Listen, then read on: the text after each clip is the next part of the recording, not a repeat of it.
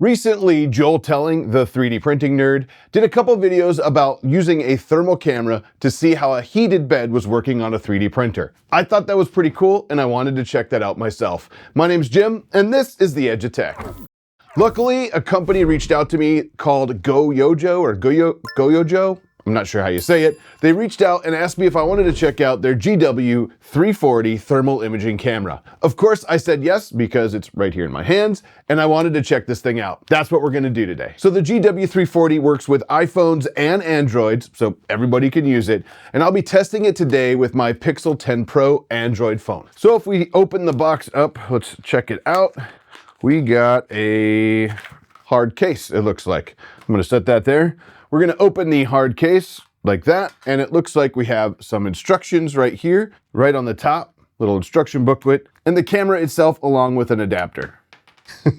So I loaded up the THG Start app on my phone here, and it's time to see how this thing works. The camera, if we look at the camera, plugs directly into the bottom of my phone or wherever your phone charger would plug into. In my case, it's USB-C, and it looks like, let's just see. It does. It works with the case I have on here too. So I believe this is a Spigen case, and it does plug in. I didn't have to take the case off, and I did feel it seat all the way in there. So that's pretty cool. So I opened up the THG app on my phone, and it opened up fast, and now it's actually showing the screen right on there, as you can see it right here. I probably should say I've never used a thermal camera before, so I have no idea what I'm doing. I just wanted to check this out, and let me know in the comments if you have any helpful tips, tricks, or best practices for me going forward in the future. So the first thing I noticed that it's showing me an image on my phone of myself, and it looks pretty dang clear. They actually say that the sensor resolution is 256 by 192,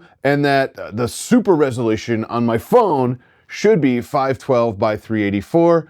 To my untrained eyes, it looks fine to me. You can see me, you can see my glasses are colder, it appears, I'm guessing. I think that's what that means. And my face is pretty hot. They say that it can detect between -20°C and 400°C. So that will definitely cover pretty much everything I have to look at. If anything is -20°C or over 400°C, we may have a fire or an issue. So they say it can do a picture-in-picture mode where it kind of, you see the object, it looks like, that you're scanning. In my case, it appears that the camera needs to be swapped. Nope. That's not how you swap the camera. Oh, that's right. I just realized what I was doing. So I'm messing around trying to figure out how this thing works, and I was using the picture-in-picture, as you can see here. And I'm like shooting my desk, you know, I got my water, all the stuff here. You see the studio out there. And I realized that the camera is on the front here, and it's facing towards me. So if I wanted to shoot it the opposite direction, I would need to pull that camera out, flip it around, and push it back in. And that should work, so I can hold the phone like this and shoot towards you guys. So now we turn the camera around, and you can see the studio and all the cold spots and the hot spots with the lights here. Real quick, this is a great time to jump in and talk about today's video sponsor, PCBWay. Did you know PCBWay does way more than making really custom sweet PCBs? That's right, they do 3D printing, CNC milling, and tons more. And the best part about it is their site is super easy to use. Say you choose to do some 3D printing and you want an SLS, I don't know, death racer like we see here. All you gotta do is load the parts right onto their website, shoot them out, they'll give you a quote once you decide what kind of material you wanna use. Once you get that quote, you accept it, they print it, and they ship it straight to you. It is super, super easy to use. They got really awesome customer service, and their shipping times are actually really good. If you remember this SLS Death Racer we raced at Murph last year, that thing came out amazing, and yes, I won battles with it, and it's crazy, crazy strong. So click on the link in the description below if you want to check out PCBWay for the next project you're working on. I promise it's definitely worth it. Now back to it. Now they do say that there's about 15 different thermal modes for different scenarios and preferences on how to see the temperature fluctuations and all that stuff. I'm not sure how that helps me either, but I'm sure one of you guys will let me know because you guys are way smarter than me. I've never used one of these before.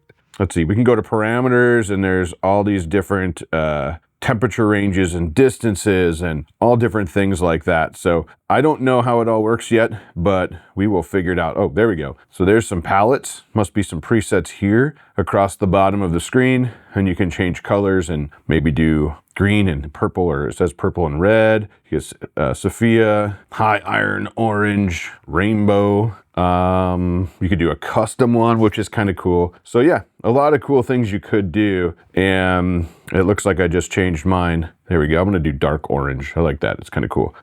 Or maybe like high iron. So it also says that it has an auto tracking. It looks like it can like automatically track and show the cold and hot points. I'm not sure how that works yet, but we're gonna figure that out. But it looks like it quickly tracks the lowest, the center, and the highest points in an object that you're scanning. So that's kind of cool. So let's take a look and see what we see through this thing. I'm recording on here, so you guys should be seeing that as well. First, I'm just gonna point it at the door in the studio and see how that goes. Oh, wow. You can see where the cold air is just pouring in down there. Look at that. Holy moly. Is that crazy or what? It looks like it's just kind of pouring in cold air. Maybe I really need to get that door insulated, because you can see the floor down here is freezing compared to the rest of the room there. So you can see on the screen in the upper left now, it's showing like the minimum, the maximum, and the center. So it looks like we have a minimum of 37 degrees, max of 56 in the studio right now, and a center of 52 if I pointed at that door. Now let's go take a look at what we've kind of been waiting for, a 3D printer. I'm gonna go in the back in the printer room here and take a look at my H2S.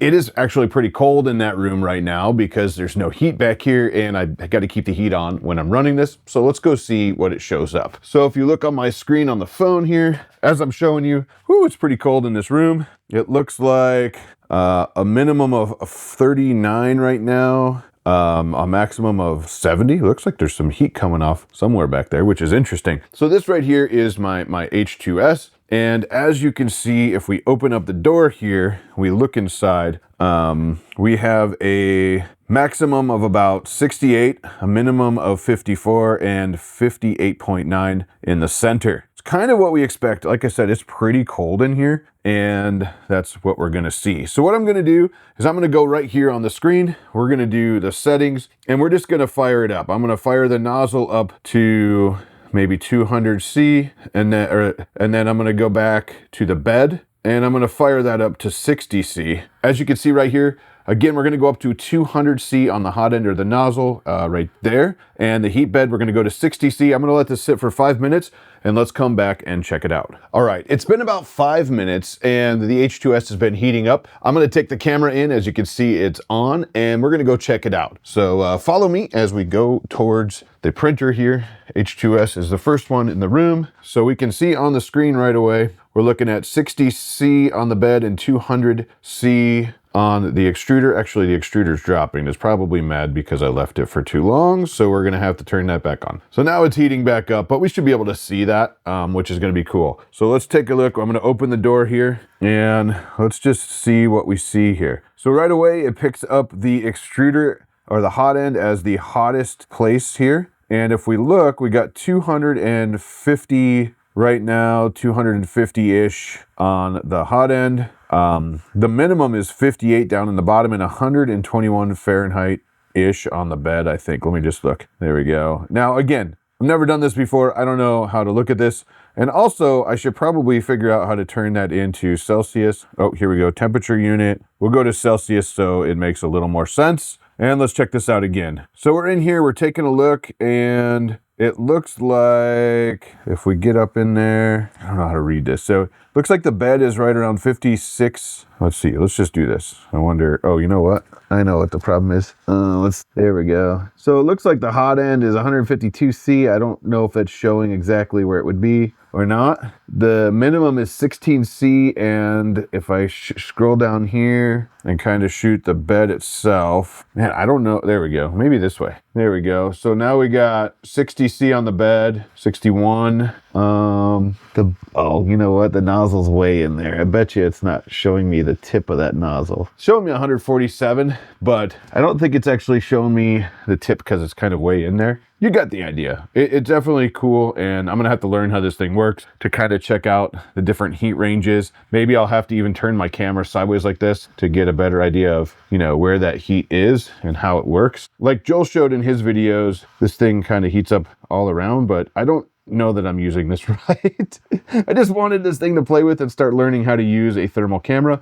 If I have it right here though, it's 61.4 C right there on the bed, and it's pretty cold down here. You can immediately see, like down below, it's really cold, 13 C in that corner. Hopefully we saw a little bit about how this thing works. Once I learn how to use this, it'll probably be even better. So overall, I think this is a really cool tool to start learning how thermal cameras work. And I'm really glad that I got one. So thank you so much to the Goyojo for sending me this. They didn't expect anything. They just said, hey, we saw your channel and we want to send you a tool to use. If you like it, make a video. If not, that's fine. Just let us know. I think it was super easy to get set up. The app was easy to install. It automatically detects the camera as soon as you plug it in, which is awesome. And I noticed that it opened the app too. So when I plug it in a second time, when I flopped it around, the app just automatically opened, which is cool. There is a link in the description below where you can get it if you want to check it out. I think it's right to their site and maybe to Amazon. I'm not sure if they have it on Amazon, but if they do, I'll put that link in there too.